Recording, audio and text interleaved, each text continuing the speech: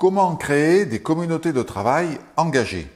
Bonjour et bienvenue sur cette vidéo consacrée au leadership positif pour créer des communautés de travail engagées, génératrices à la fois de performance opérationnelle et de satisfaction au travail.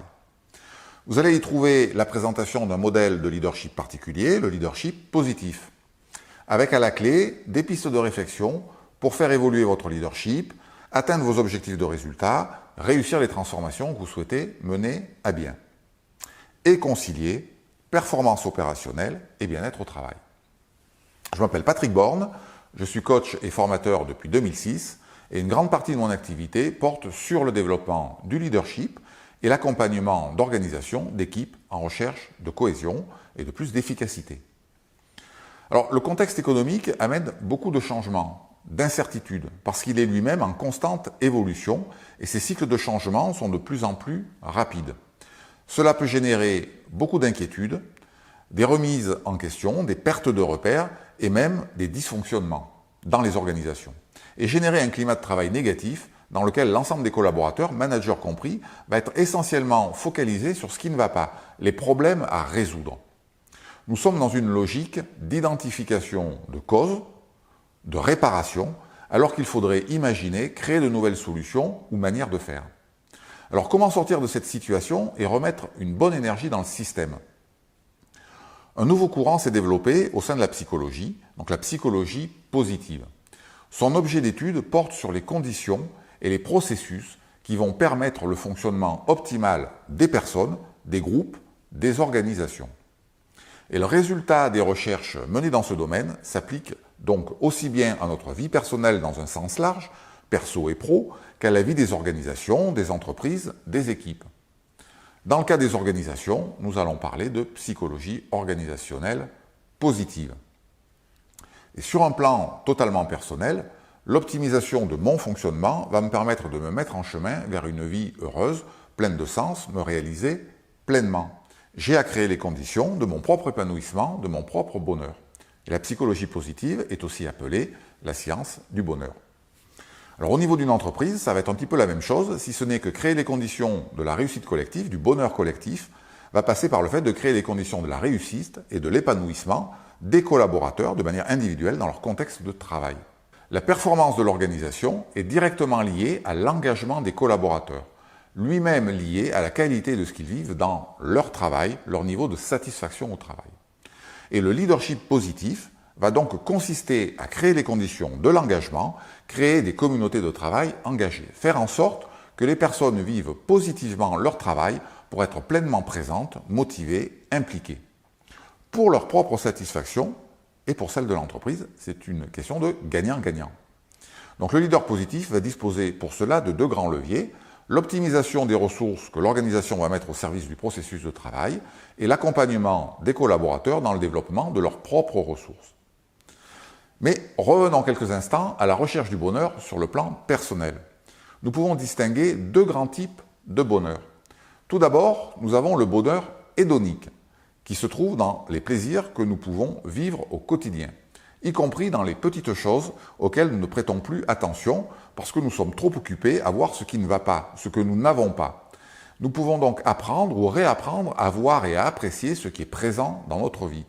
Tourner notre attention sur ce qui est positif plutôt que sur ce qui nous manque et ce qui ne va pas. Nourrir l'optimisme et le positivisme ou le pessimisme et l'insatisfaction chronique. Alors quel rapport avec l'entreprise ? J'accompagne très souvent des équipes qui sont bloquées dans la plainte, rien ne va, tout est négatif, à l'intérieur de l'équipe, à l'intérieur de l'entreprise, voire à l'extérieur. Et ces situations peuvent être très lourdes et profondément affecter la performance de l'équipe. L'énergie est tournée vers la critique, la plainte, plutôt que vers la construction et la recherche de solutions. Alors qu'il y a beaucoup de compétences, de talents, des clients fidèles, des processus qui fonctionnent, mais on ne le voit plus. Et donc le leader positif va mettre le focus sur ce qui marche bien pour créer une énergie positive. Les problèmes, entre guillemets, sont tout de suite transformés en ambition positive, ce que l'on veut atteindre plutôt que ce que l'on ne veut plus. Et on imagine les actions appropriées pour atteindre l'objectif en partant de ce qui va bien, de ce qui marche bien. On ne corrige pas ce qui ne marche pas, on recherche le fonctionnement optimal. Des études ont démontré qu'une équipe, pour être performante, devait échanger un minimum de 3 messages positifs pour contrebalancer un message négatif, avec un pic de performance qui se trouve à 5 pour 1. Donc le leader positif a à entreprendre cette transformation pour lui et à entraîner ses collaborateurs, ses équipes, dans cette dynamique vertueuse. C'est un changement profond d'état d'esprit. Focalisez-vous sur ce qui va bien et raisonnez ambition positive plutôt que problème à résoudre. Deuxième type de bonheur, le bonheur eudémonique, qui se trouve, lui, dans 2 éléments. Le premier, dans la perception positive de notre évolution personnelle, de notre croissance, de notre potentiel, de notre capacité à évoluer positivement sur notre chemin de vie. Et puis le deuxième, dans notre contribution à quelque chose de plus grand que nous, notre utilité, le sens de notre vie. C'est un bonheur plus durable car il n'est pas lié aux circonstances, mais à une perception profonde de soi, de qui nous sommes et de ce que nous servons. Regardons comment transposer ça à l'entreprise positive et au leadership positif. Un des éléments importants en psychologie positive porte sur la notion de force et la distinction entre force et compétence. Une force est quelque chose que j'ai naturellement en moi et que je peux cultiver. Par exemple, le sens du détail, de la précision dans l'analyse et de la décomposition d'éléments. Une compétence est une capacité que je vais développer mais qui n'est pas forcément présente de manière naturelle en moi. Lorsque j'utilise une force, j'ai un bon niveau de résultat, j'agis dans le plaisir et la facilité. Lorsque j'utilise une compétence, j'ai un bon niveau de résultat, par contre cela me demande de l'énergie, ça me demande un effort. Et nous avons tout intérêt à travailler au maximum à partir de nos forces naturelles plutôt qu'à partir de nos compétences. Et nous obtiendrons sur la durée de bien meilleurs résultats avec beaucoup plus de plaisir, moins d'efforts.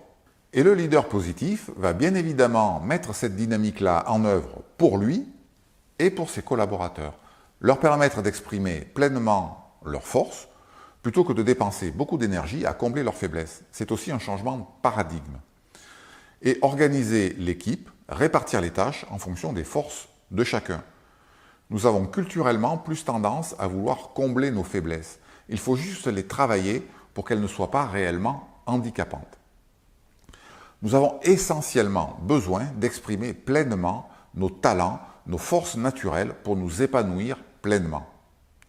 Ce qui nous donne cette sensation d'auto-efficacité, de confiance en soi, de maîtrise. Avoir le sentiment que nous nous utilisons pleinement et que notre évolution personnelle est positive. Donc utilisez vos forces naturelles, vos talents, cultivez-les et vous serez au meilleur de vous-même. Le deuxième aspect du bonheur eudémonique porte sur le sens que nous allons trouver dans notre vie, ici notre vie professionnelle. Les deux sont quand même étroitement liés, vie personnelle, vie professionnelle. Qu'est-ce qui va faire sens pour les personnes dans leur vie professionnelle et qui va les mettre en mouvement? Faire en sorte qu'elles vivent quelque chose de positif qui corresponde à ce qui est important pour elles et qu'elles s'investissent dans le projet collectif. Ça peut revenir à se poser les questions suivantes. Quelle est ma contribution? À quoi je sers? Est-ce que je suis reconnu pour mon apport, pour ma contribution? Est-ce que je me retrouve dans les valeurs de l'organisation, de l'entreprise? Est-ce que les valeurs auxquelles je suis attaché sont présentes, notamment les valeurs humanistes, soutien, bienveillance, écoute, reconnaissance? Est-ce que je peux évoluer dans le système, faire évoluer le système lui-même à mon niveau? Est-ce que le projet d'entreprise, dans toutes ses dimensions, a du sens pour moi? Si les conditions de création de sens sont satisfaites, l'engagement sera au rendez-vous. Le sens, ce n'est pas que la direction dans laquelle nous allons et pourquoi nous y allons. Cela concerne également la signification que nous donnons aux choses. Vous pouvez vous interroger vos collaborateurs sur ces 3 axes, la culture, la stratégie, l'organisation, et regarder dans chacun de ces domaines ce qui crée ou détruit du sens. J'y reviendrai dans une prochaine vidéo plus en détail. En résumé, pour être un leader positif, 1. Amener l'attention sur ce qui marche bien et développer une communication positive, un changement d'état d'esprit. 2. Utiliser pleinement vos forces naturelles et celles de vos collaborateurs, répartir les tâches en fonction pour que chacun puisse donner le meilleur de lui-même. 3. Créer les conditions qui permettront à chacun de trouver du sens dans son quotidien, du sens par rapport à ses besoins personnels. Voilà quelques éléments sur le leadership positif. Le leadership positif est au cœur de l'entreprise positive et la qualité du management est un des éléments clés pour générer un vécu au travail positif, je le répète, générateur d'engagement et de performance. Je reviendrai dans une autre vidéo sur les 6 conditions d'un vécu au travail positif, le sens en fait partie, ainsi que sur la théorie de l'autodétermination. Et puis, comme je l'ai indiqué un petit peu plus en amont, une autre vidéo sera dédiée au sens. Alors n'hésitez pas à commenter cette vidéo, je vous répondrai avec plaisir. Je vous remercie pour votre attention et je vous dis à très bientôt.